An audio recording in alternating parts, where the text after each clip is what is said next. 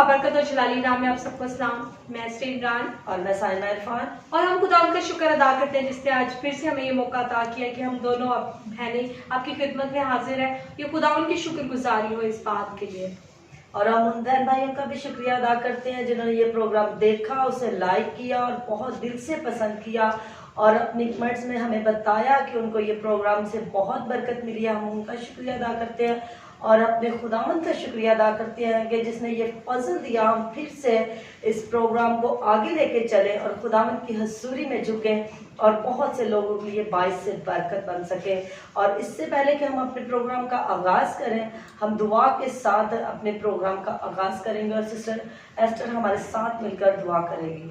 आइए हम सब अपने सरों को झुकाएं और अपने बाप की शुक्रगुजारी करें। मेरी गुजारिश होगी उन तमाम लोगों से जो हमारे इस प्रोग्राम को देख रहे हैं वो भी हमारे साथ मुत्तफिक हो। हम अपनी आंखों को बंद करेंगे और अपने बाप की शुक्रगुजारी करेंगे। खुदा बाप, खुदा बेटे, खुदा रुल कुदूस, हम तेरी शुक्रगुजारी करते हैं खुदा आज की इस घड़ी के लिए, इस मौका के लिए खुदा। और हम तेरी दोनों बेटियां तेरी शुक्रगुजारी करते हैं खुदा आज की इस घड़ी के लिए खुदा के तूने हमें जिंदों की जमीन पर सलामत रखा खुदा। और खुदा हमें ये ऑनर अता किया कि खुदा हम इस प्रोग्राम को कंटिन्यू रख सके खुदा। और इस प्रोग्राम को होल्ड हम तेरे हाथों में दिए देते हैं खुदा। तू हमारी मदद करना, हमारी रहनुमाई करना खुदा। तेरा पाक रूह जो हमारा अच्छा मददगार है खुदा, हमारी मदद करे, हमें बोलना सिखाए खुदा। और जब हम बोले तो बथेरी जानों के लिए बरकत का वसीला ठहरे खुदा। तू हम दोनों को छूना और दिगर तमाम लोग जो इस वक्त हमारे साथ मुत्तफिक है खुदा, सबको छूना, सबको बड़ी बरकत देना खुदा इस प्रोग्राम के वसीला से। मेरी इस सजा को सुन और कबूल कर, तेरे प्यारे बेटे यीशु के नाम से मांग कर पा लेती हूँ, आमीन। सो आज जिस टॉपिक पे हम बात करने को है, हम बाइबल के उस किरदार पर बात करने को है जिसका बाइबल मुकद्दस में तकरीबन 39 टाइम जिक्र है। और हम इस बात से अंदाजा लगा सकते हैं कि जिसका बाइबल मुकद्दस में 39 टाइम जिक्र है तो उसकी अहमियत कितनी ज्यादा होगी। सो अजीजों, मैं बताना चाहती हूँ कि इसका पुराना नाम जो था सारी था, जिसका नाम का मतलब है शहजादी, और उसका नया नाम था सारा, जिसका नाम का मतलब है शहजादों की माँ। सो खुदावन ने इसको एक बहुत खूबसूरत लेडी बनाया। खुदावन ने इसको बथेरी जानों की बरकत का वसीला ठहराने के लिए, और आज हम सबकी बरकत के लिए खुदावन ने इसको चुना। सो हम उसके बारे में आज हम देखेंगे कि खुदावन ने कैसे उसको ब्लेस किया और उसे अपनी ब्लेसिंग के लिए कितने साल इंतजार करना पड़ा। मैं आपको बताना चाहती हूँ कि वो 75 ईयर की थी, 75 साल की थी जब खुदा ने उसको कहा कि मैं तुझे औलाद दूंगा, लेकिन उसको औलाद मिली 90 साल की उम्र में। उसे 25 साल इस प्रॉमिस का इंतजार करना पड़ा जो खुदा ने उससे वादा किया था कि मैं तेरी औलाद को आसमान के सितारों और रेत के जरों की मालिक करूंगा। इस सारे वादे के लिए उसको 25 साल तक इंतजार करना पड़ा। लेकिन उससे पहले मैं आपको बताना चाहती हूँ कि उसका जो हस्बैंड था इब्राहिम, उसने उसको कहा कि तू अपनी लौंडी हाजरा, जो एक मिस्री लौंडी थी, उसके बारे में उसने उसको कहा कि तू उससे सोहबत कर ताकि हमारे लिए हमारी नस्ल बढ़े, हमारे खानदान बढ़े। सो उसने ऐसा ही किया जैसे उसकी बीवी ने उसको कहा, और उनसे जो औलाद पैदा हुई उसका नाम इस्माइल रखा। और खुदा ने जब इनको औलाद दी तो जैसा कि मैंने आपको बताया कि उसका नाम उन्होंने इसहाक रखा। और जब खुदा ने उनको औलाद दी, और इस बात से बड़ी हमें बरकत भी मिलती है और बड़ी तसल्ली भी मिलती है कि इनकी ईमान को देखकर हमारे ईमान में बड़ी मजबूती पैदा होती है। सो हम बाइबल मुकद्दस का एक हवाला पढ़ेंगे इसी कहानी से रिलेटेड। सो आप सब मेरे साथ मुत्तफिक रहिएगा और बाइबल मुकद्दस में से निकालिएगा पैदाइश की किताब, उसका 22वां बाब और उसकी 16वीं और 17वीं आयत। खुदावंद के कलाम में से हम पढ़ेंगे। खुदावंद फरमाता है कि चूंकि तूने ये काम किया और अपने बेटे को भी जो तेरा इकलौता था दरेग न रखा, इसलिए मैंने भी अपनी जात की कसम खाई है कि मैं तुझे बरकत पर बरकत दूंगा और तेरी नस्ल को बढ़ाते बढ़ाते आसमान के सितारों और समुद्र के रेत के किनारों की मालिक बना दूंगा, और तेरी औलाद अपने दुश्मनों के फाटकों की मालिक होगी।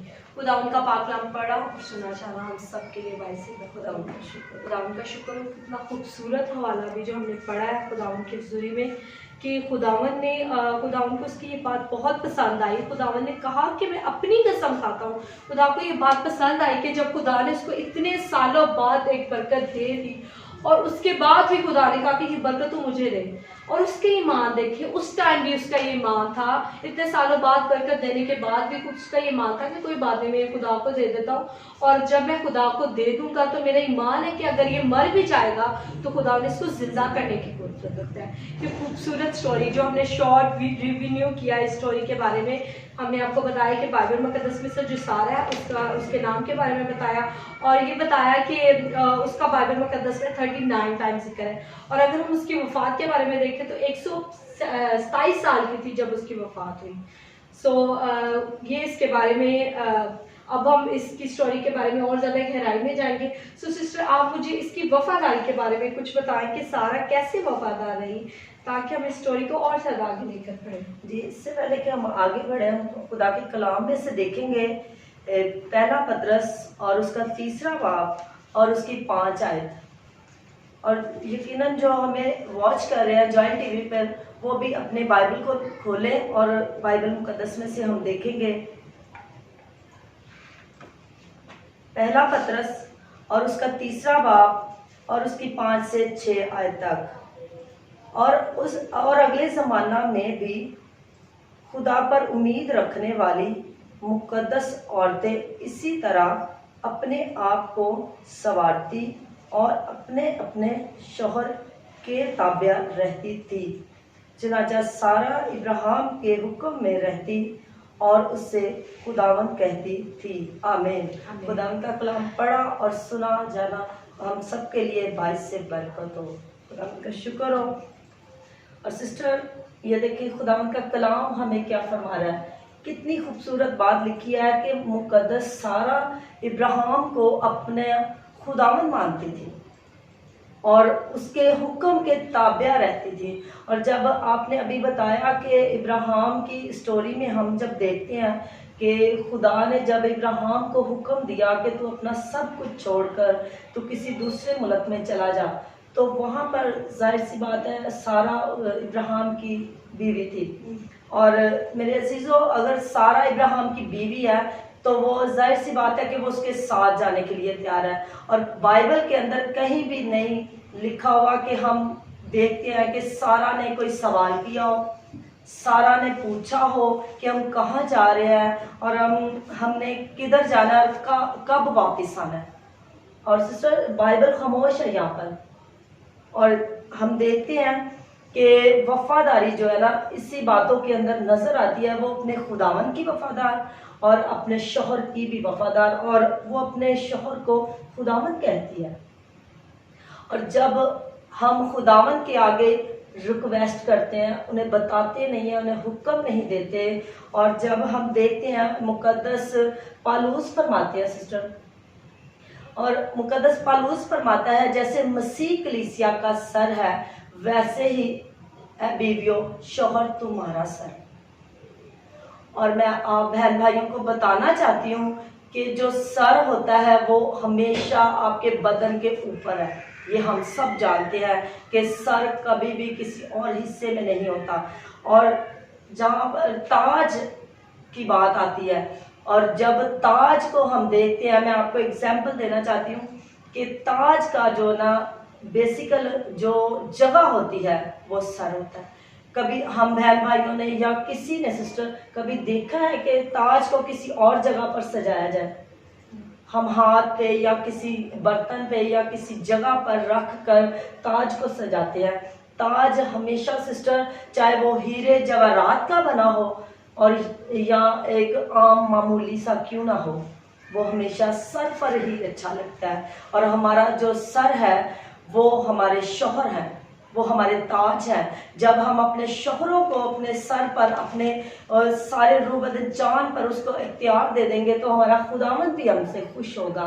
और मैं आपको बताना चाहती हूँ, खुदा ने भी मियाँ बीवी के बारे में एक बहुत खूबसूरत अहद बांधा। और ये देखते हैं बाइबल मुकद्दस में कि जब खुदावन ने आदम को बनाया, सिस्टर देखें कि खुदावन ने आदम को बनाया और खुदावन ने कहा कि आदम का अकेला रहना अच्छा नहीं है, और उन्होंने जो है ना आदम से फिर हवा को बनाया क्योंकि उसका साथी बनाना था। और जब बाइबल मुकद्दस जो है और खुदा ने सबसे पहले एक रिश्ता बनाया और वो था शौहर और वाइफ का।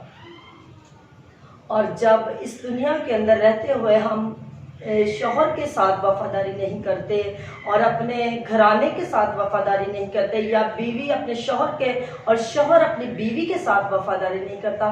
और सिस्टर हम देखते हैं कि बहुत सी आज घराने जो है, यकीनन आप भी जाते हैं जब घरों के अंदर विजिट करने, तो देखते हैं कि बहुत सी बहनें बताती हैं कि हमारे घरों के अंदर बेबरकती बहुत है, हमारे बच्चे बहुत ज़्यादा झगड़ा करते हैं, हमारे घरों के अंदर जो है ना बरकत नहीं ठहरती। और इसीलिए क्योंकि हम वफादार नहीं होते। और जहाँ पर देखें, फिर से मैं आपको बाइबल मुकद्दस पर गौर करवाना चाहती हूँ कि मुकद्दस सारा अपने हस्बैंड को कहती है कि खुदावंद है वो मेरा, और खुदावंद को हमेशा अच्छे अल्फाजों के साथ और अच्छे तरीके के साथ बुलाया जाता है। और आज इर्द गिर्द के माहौल पर गौर करें तो कोई रिस्पेक्ट नहीं करता अपने शौहर की, अपने ख़ानदानों के अंदर अपने शौहर की कोई रिस्पेक्ट नहीं करता। अगर शौहरों को देखें तो वो अपनी बीवियों की इज्जत नहीं करते, उनकी जो है ना उनको ऐसे ही छोड़ देते हैं जैसे फजूल सी चीज़ होती है। नहीं मेरे भाइयों और मेरी बहनों, खुदावंद ने सबसे पहले रिश्ता मियाँ और बीवी का बनाया, हस्बैंड और वाइफ का बनाया। क्यों आज ये रिश्ता सबसे कमज़ोर है? इसीलिए कि हम खुदावंद से दूर हैं, हम खुदा के कलाम से दूर हैं, जहाँ पर खुदावंद कहता है कि तू सब कुछ छोड़ के अपनी बीवी के साथ मिला रहेगा। और जब हम शादी कर लेते हैं तो हम अपने शौहर के वफादार नहीं होते और शौहर अपनी बीवी का वफादार नहीं होता।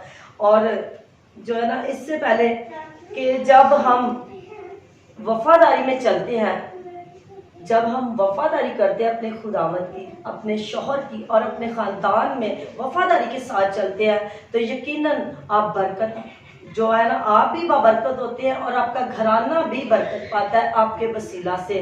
और खुदावंद कहता है तेरे वसीला तेरा घराना नजात पाएगा। यकीनन जब आप खुदावंद की ताबियादारी करेंगी, खुदावंद के साथ वफादार रहेंगे, और जब आप अपने शौहर के वफादार होंगे और अपने ख़ानदान के साथ वफादारी करेंगे, तो आपका घराना बरकत पाएगा, बरकत पर बरकत पाएगा। आपके पास रखने के लिए जगह नहीं मिलेगी।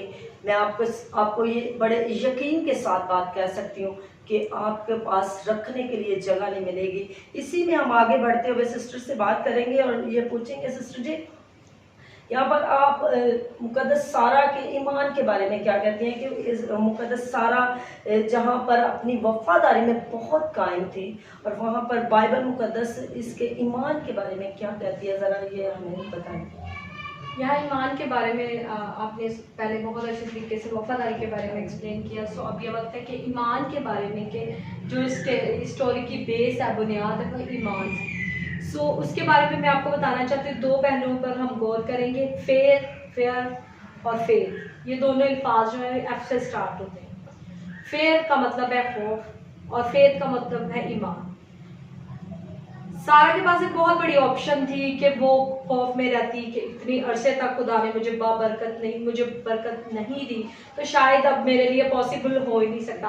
क्योंकि अगर आप अभी दुनियादारी में देखें और इस एज में अगर देखा जाए तो ये बात नामुमकिन है, मुमकिन लगती है कि ऐसा हो नहीं सकता। और अगर ऐसा कहीं हो जाए तो हम उस बात को बहुत ज़्यादा फेमस करते हैं कि ये कैसे हो गया। सो उसके पास ये ऑप्शन थी कि वो एक खौफ में अपनी ज़िंदगी को बसर करती कि ऐसा अब नहीं हो सकता, ये शायद वादा जो किया गया ये पूरा नहीं हो सकता। लेकिन उसके साथ ही फेथ ईमान, उसके पास एक बहुत बड़ा ईमान भी था। अब उसके पास ये ऑप्शन थी कि वो ईमान रखती, खुदा के वादों का इंतजार करती कि खुदा बेशक तूने मुझसे वादा किया, और उस वादे की तकमील, जैसा कि मैंने आपको बताया, उस वादे की तकमील 25 साल बाद हुई। एक वादे की तकमील 25 साल बाद होना एक बहुत बड़ी बात है। अगर हमें कोई वादा करे कि आपने ये काम करना है और कह दे और ये ना बताए कि कब मैंने वो वादा पूरा करना है, तो हमें वो बात बड़ी अजीब लगेगी। और खुदा ने उनसे ये वादा किया, तो हम देखते हैं कि खुदा ने उनको ये नहीं बताया था कि मैंने ये वादा कब पूरा करना है। हम और वो नहीं जानते थे कि वादा पूरा कब होना है। अब तो अब हम उसकी स्टोरी को देख रहे हैं और हमें सब कुछ नजर आ रहा है, लेकिन उनको नहीं पता था। अब उनके पास ये दो ऑप्शन थी कि या वो खौफ को इख्तियार कर लेती या वो ईमान को, लेकिन हम देखते हैं कि वो ईमान के कदम पर साबित कदम रही और खुदा ने उसको मजबूत रखा, और आज उसकी एग्जाम्पल जो है वो बाइबल मुकद्दस में है। जैसे कि मैंने आपको पहले बताया कि 39 टाइम उसका बाइबल मुकद्दस में जिक्र है, और पूरी बाइबल मुकद्दस में अगर आप देखें, जैसे सिस्टर ने हवाला पढ़ा वो नए अहदनामा में से पढ़ा, पतरस की किताबें, वहाँ भी बाइबल में सारा का जिक्र था। और इसके बाद मैं आपको ये बताना चाहती हूँ कि अगर हम अपनी दुनियादारी की एग्जाम्पल देखें तो अगर एक शख्स है जिसके पास पैसे नहीं है, अगर उसके पास 10 रुपए नहीं है, छोटी सी अमाउंट, और उसको कह दिया जाए एक बहुत बड़ा मॉल, एम्पोरियम मॉल के बारे में आप जानते हैं, आपने देखा भी होगा, और उसको कह दिया जाए कि ये मॉल तुझे दे दिया जाएगा, और उसके पास पैसे नहीं है। उस टाइम उसकी सिचुएशन ऐसी थी कि उसके पास कुछ नहीं था, उसके हाथ खाली थे, लेकिन उसको एक बहुत बड़ी चीज के बारे में ख्वाब दिखा दिया गया, जिसके वो शायद वो सोचे कि मैं इस काबिल नहीं हूँ कि मैं इसको रिसीव कर सकूँ। इसी तरह उसकी सिचुएशन थी। उसको कहा कि तेरी औलाद जो होगी आसमान के सितारों और रेत के जरों की मालिक होगी, इतनी ज्यादा मैं तेरी औलाद को बढ़ा दूंगा और बरकत पे बरकत दूंगा। ये बात अगर उसने इस बात को रिसीव किया है तो इस बात का आज इकरार है कि बाइबल मुकद्दस में इसका जिक्र है, और हम उसके बारे में डिस्कस करते हैं। और सबसे खूबसूरत बात कि जब हम दुआ भी करते हैं तो हमारी दुआओं में भी खुदावन का, जब हम दुआ करते हैं तो हम उसकी नस्ल को याद करते हैं। हम कहते हैं खुदावन इब्राहिम, इसहाक, याकूब का खुदा। जब भी हम अपनी दुआ करते हैं तो हम उसके नाम को लेते हैं। तो ये बहुत बड़ा उनके लिए ऑनर था, और आज हम खुदा उनकी शुक्रगुजारी करते हैं कि उन्होंने इतनी खूबसूरत जिंदगी गुजारी जिसके वसीले से आज हम बाबरकत हैं।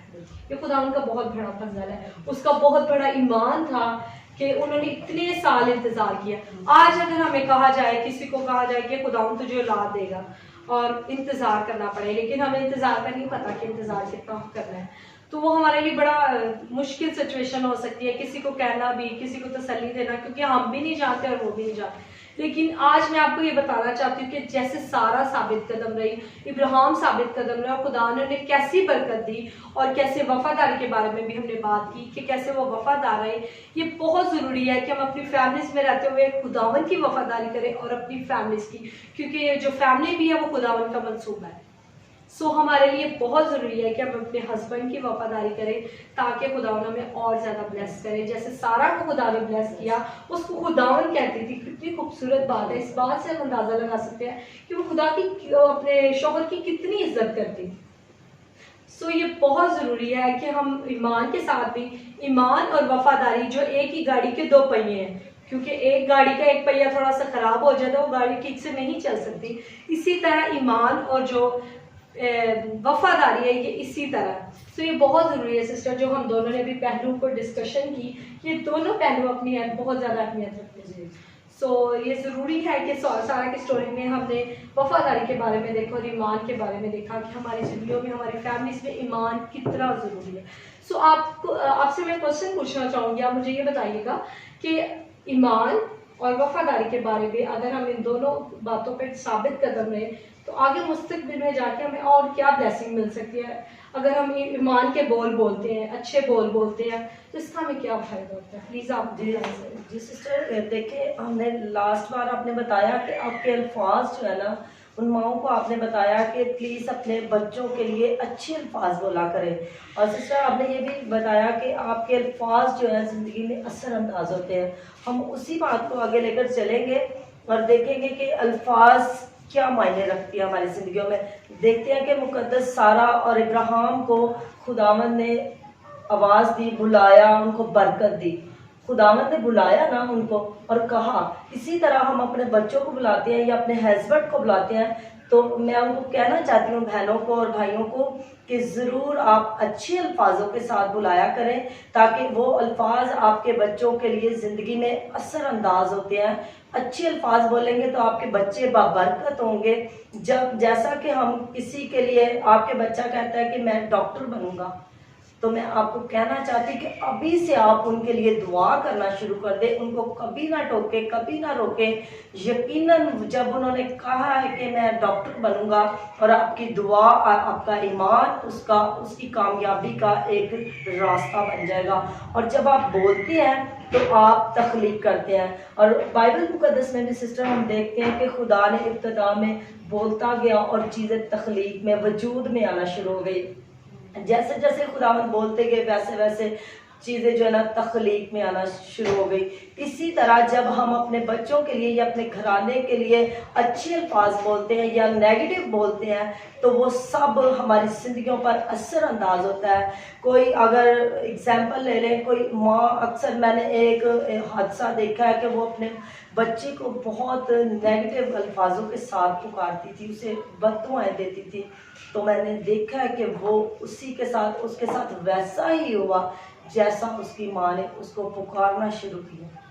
और प्लीज़ मैं उन बहनों से, उन भाइयों से कहना चाहती हूँ जो अपने ख़ानदानों के लिए, अपने बच्चों के लिए गलत अल्फाज इस्तेमाल करते हैं, वो अपने गलत अल्फाजों को छोड़ें और अच्छे अल्फाजों के साथ, बाइबल मुकद्दस के हवालों के साथ, बाइबल मुकद्दस की बरकतों के साथ उन्हें जो है ना बरकत देना शुरू कर दें। क्योंकि खुदावन का कलाम बहुत गहरा, इसे जाने और इसे पहचाने और अपने बच्चों के लिए और अपने ख़ानदान के लिए बरकत का वसीला बने। और सिस्टर, आपने पूछा कि ईमान और जो है ना वफादारी, और हमने पिछले जो है ना प्रोग्राम में यही बताया कि आस्तर जो है वो कैसे वफादारी के साथ अपने भाई के साथ रही और खुदावन के साथ कैसे वफादारी रही। और जब हम खुदा के साथ वफादार होते हैं और ईमान में कायम होते हैं तो कोई भी काम हमारी ज़िंदगी में नामुमकिन नहीं होता, कोई भी काम नामुमकिन नहीं होता। खुदावन जो है, जब हम उसके साथ वफादारी करते हैं तो खुदावन कोई भी काम जो नामुमकिन होता है वो मुमकिन बना देता है। क्योंकि खुदावन बहुत बड़ा खुदा है, वो हमारे इरादों और मंसूबों को पहले से जानता है। और जहाँ पर खुदावंद हमारे इरादों और मंसूबों को जानता है, सिस्टर ये भी हम जानते हैं कि वहाँ पर अबलीस भी जो है ना वो हमारे इरादों और मंसूबों को जानता है। अगर हम अपने बच्चों के लिए अच्छा कर रहे हैं ना तो वहाँ पर अबलीस की कोशिश है कि वो हमारे बच्चों को या हमारे घर में ऐसा काम करे कि सब बिखर जाए। और जब हम ईमान के साथ और इस जो है ना ईमान के साथ और वफादारी के साथ खुदावन के साथ लगे रहेंगे और हमारा घराना बरकत पाता है। और जब आप बोलते हैं, नेगेटिव बोलते हैं, तो समझ लें कि आप अपने बच्चों के लिए कड़वा बीज बो रहे हैं। और जब कड़वा बीज बोया जाता है तो कड़वा फल निकलता है, आपके बच्चे गलत रास्तों पर चलते हैं। और जब आप अच्छा बोलते हैं तो एक अच्छा दरख्त आपका बच्चा बनेगा, अच्छा फल देगा। आप दुनिया के अंदर एक मिसाल कायम करेंगी कि फ़लाँ बहन का बच्चा, फ़लाँ भाई का बच्चा या फ़लाँ ख़ानदान का बच्चा बहुत अच्छा है, बहुत बाबरकत है। हम उनसे मिले तो हमने बहुत बरकत पाई, उनके अल्फाजों से बहुत बरकत पाई। इसी तरह खुदावंद हमें ज़ोर बख्शता है।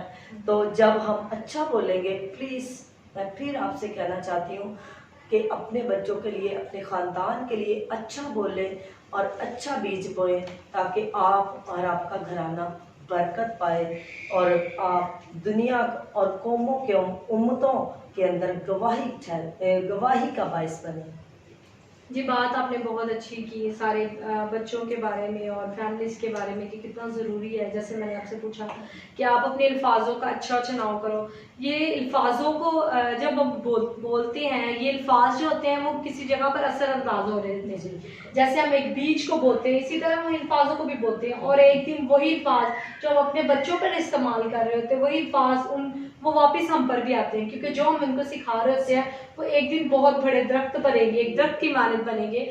और हम देखते हैं कि वो दरख्त फिर बाद में पता चलता है, जब वो बच्चा बड़ा हो जाता है, पता चलता है कि ये दरख्त जो है ये फ्रूटफुल है या फ्रूट से बगैर है।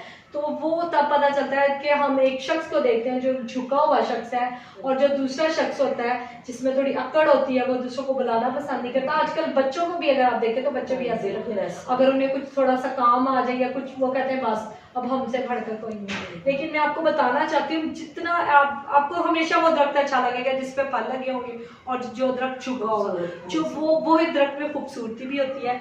और बाज़ औक़ात ऐसा भी होता है कि हम इस बात को इग्नोर कर देते हैं, हम कहते हैं कुछ नहीं होता, हम अपने बच्चों के लिए भी इग्नोर कहते हैं, हम बच्चे जब बड़े होंगे तब देखी जाएगी। लेकिन मैं आपको एक बात बताना चाहती हूँ, 11 साल की उम्र तक जो आपके बच्चे होते हैं वो जो आदत आप उसके अंदर डालेंगे वो आदत उनके अंदर फिक्स हो जाएगी और सारी जिंदगी वो आदत खत्म नहीं होगी।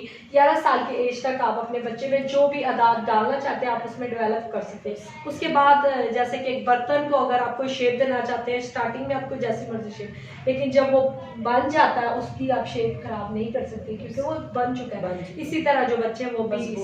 और एक बात जो लास्ट में आपसे बात करना चाहूँगी सारा की बात के बारे में, कि सारा ने एक चीज़ का वेट किया और बाज़ औक़ात हम जो लोग हैं हमें भी अपनी ब्लेसिंग का वेट करना पड़ता है। जैसे बाप हर बात के बारे में जानता है, हम हर बात के बारे में नहीं जानते कि खुदा ने हमें बरकत कब देनी है। एक शख्स की मैं आपको मिसाल दूंगी कि एक बाप, अगर एक बेटा जो है 12-13 साल का लड़का है और वो जिद कर रहा है कि पापा मुझे बाइक चाहिए, और उसके पापा कह रहे हैं नहीं मैंने तुझे बाइक नहीं लेके देनी, और उसको लग रहा है ये बाइक मुझे अभी मिलनी चाहिए क्योंकि मुझे अभी इसकी ज़रूरत है। लेकिन उसका बाप कहता है कि अगर मैंने इसको इस एज में बाइक दी तो ये क्या करेगा, ये बाहर जाएगा, इसको तो ड्राइविंग नहीं आती, इसको सारे रूल्स रेगुलेशंस का नहीं पता, ट्रैफिक के रूल्स रेगुलेशंस का, और ये बाहर जाएगा तो ये इसको एक्सीडेंट हो जाएगा तो बड़ा नुकसान हो जाएगा। इसी तरह जो बाप है हमें कुछ ब्लेसिंग्स अता नहीं करता क्योंकि वो बेहतर तौर पर जानता है कि ये ब्लेसिंग, ये बरकत हमें किस वक्त किस जगह पर मिलनी चाहिए। और जब वो वक्त आता है, जैसे कि हमने सारा ने कितनी देर वेट किया और हमें लगता है कि सारा को पहले मिल जानी चाहिए थी ब्लेसिंग, लेकिन सारा ने वेट किया और उसी वक्त पर उसे मिली जो खुदा ने उसके लिए फिक्स किया था। इसी तरह आप बच्चों को भी मैं आपको बताना चाहती हूँ, अगर आपके पापा, अगर आपके मामा आपको किसी चीज़ से मना कर रहे हैं तो वो ज़रूर इस बात के बारे में देखिए कि अभी हमारा वक्त नहीं है। बच्चे आजकल सिस्टम बहुत मैच्योर है, आप देखें वो हर टाइम फोन्स में लगे रहते हैं, वो खुद ही जो उन्होंने निकालना होता है वो खुद ही वॉइस मैसेज के ज़रिए से सारा कुछ निकाल देते हैं। तो आजकल हमारे बच्चे भी बड़े मैच्योर हैं, तो आप बहुत ज़रूरी बच्चों आप भी अपने पेरेंट्स की बात को सुने, और पेरेंट्स से भी गुजारिश है कि वो ज़रूर अच्छे अल्फाजों के साथ अपने बच्चों को बुलाएं ताकि वही बीज जो आज आप उनके अंदर बोएंगे वही एक तनावर दरख्त बनेगा जो बथेरी जानों को साया देने का सबब ठहरेगा। सो आज के प्रोग्राम को हम ये लास्ट मोमेंट्स में हम इस प्रोग्राम के खुदा का शुक्र हो, आज के प्रोग्राम में खुदा ने हम दोनों को, जब हमने इस प्रोग्राम की तैयारी की तो खुदा ने हमें पर्सनली तौर पर बहुत बरकत दी। इस बात के लिए खुदा उनकी शुक्रगुजारी हो। और मैं उन बहन भाइयों का फिर से शुक्रिया अदा करना चाहती हूँ जिन्होंने ये पिछले प्रोग्राम में हमें देखा, लाइक किया, शेयर किया और सब्सक्राइब किया। और मैं आपको बताना चाहती हूँ जब आप इसे शेयर करते हैं तो ये भी कलाम की खिदमत है, क्योंकि आप जिन घरों के अंदर या जिन बहन भाइयों को ये शेयर करते हैं, जब वो कलाम सुनेंगे, अगर वो इसके वसीला से बरकत पाएंगे तो वो सारा ऑनर आपको भी मिलेगा, उसके जो है ना हकदार आप भी होंगे।